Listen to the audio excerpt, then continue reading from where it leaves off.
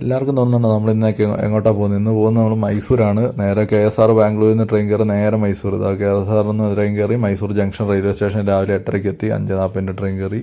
ഇവിടെ നേരെ 2-3 ഡെസ്റ്റിനേഷൻ നമ്മൾ വെച്ചിട്ടുണ്ട്. ഫസ്റ്റ് പോകുന്നത് സെൻറ്റ് ഫിലോമിന ചർച്ച്, അവിടുത്തെ ഫേമസ് ആയ സെൻറ്റ് ഫിലോമിന ചർച്ചിലാണ്.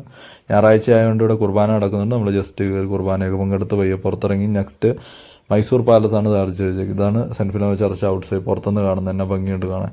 ഇവിടുന്ന് നേരെ നടന്ന് ഇങ്ങനെ പോയി കഴിഞ്ഞാൽ ക്ലോക്ക് ടവറൊക്കെ താണ്ടി അപ്പുറം പോയി കഴിഞ്ഞാൽ റോഡിലെത്തിയാൽ നേരെ നമ്മൾ മൈസൂർ പാലസിൻ്റെ ഭാഗത്താണ്. മൈസൂർ പാലസിൻ്റെ ഫ്രണ്ട് ഭാഗമാണ്.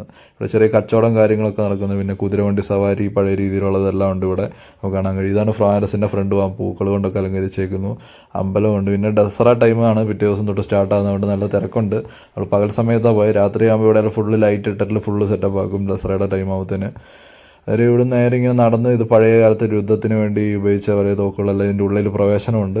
ചെരുപ്പിടാതെ വേണം എല്ലാവരും ഇതിൻ്റെ അകത്ത് കയറാൻ. അകത്ത് കയറി ഇതെല്ലാം കണ്ട് പിന്നെ പുറത്ത് ഇങ്ങനെ ഒരു മനോഹര ഗാർഡൻ പോലെയുണ്ട് എല്ലാവർക്കും ഇരിക്കാനൊക്കെ പറ്റിയ.